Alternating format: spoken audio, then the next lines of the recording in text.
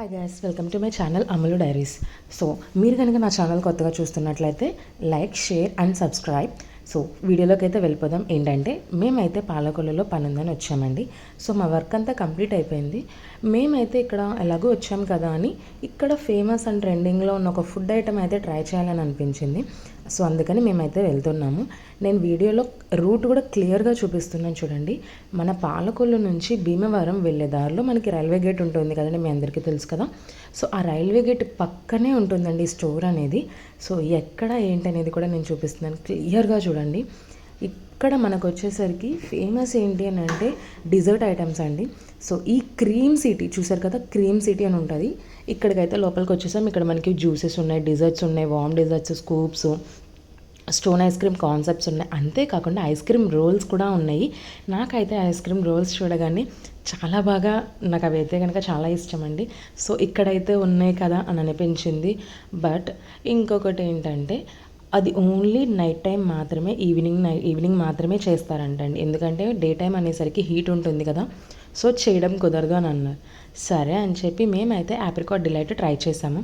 దాని మీద కొంచెం జోక్స్ చేసుకుంటూ సరదాగా మాట్లాడుకుంటూ మేమైతే అది టేస్ట్ చేసాము. బాగుంది.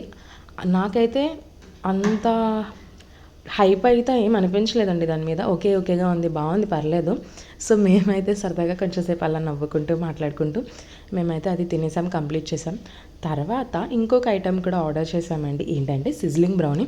సో సిజ్లింగ్ బ్రౌనీ వచ్చేలోపు మేమైతే కొంచెం యాంబియన్స్ అంతా కూడా ఒకసారి ఇలా వీడియో తీసుకోవాలనుకున్నాను. సో అందుకే వీడియో మీకు కూడా చూపిస్తున్నాను. ఇక్కడైతే ఒక ఉయ్యాల కూడా ఉందండి. సో కొంచెంసేపు అలా ఎంజాయ్ చేస్తూ ఊగాను. తర్వాత మన సిజ్లింగ్ బ్రౌనీ అయితే వచ్చింది. చూసారు కదా, హాట్ చాక్లెట్, దాని మీద చాక్లెట్ సిరప్ అలా వేస్తుంటే ఎంత పొగలు వస్తున్నాయో. కానీ చాలా బాగుంటుందండి సిజ్లింగ్ బ్రౌనీ అనేది. నేనైతే ఆల్రెడీ ఒకసారి ట్రై చేశాను. అండ్ మా హస్బెండ్ అయితే ఇదే ఫస్ట్ టైం అనుకుంటున్నాను. సో ఆయన అయితే ఎలా చేయాలి, ఎలా తినాలి అని అనుకుంటూ కొంచెం జోక్స్ చేసుకుంటూ సరదాగా అలా మేమైతే దీన్ని కూడా టేస్ట్ చేసాము. బాగుంది, ఇది కూడా చాలా నచ్చింది. అండ్ దట్టు రెండు కూడా రీజనబుల్ ప్రైజెస్లోనే ఉన్నాయి.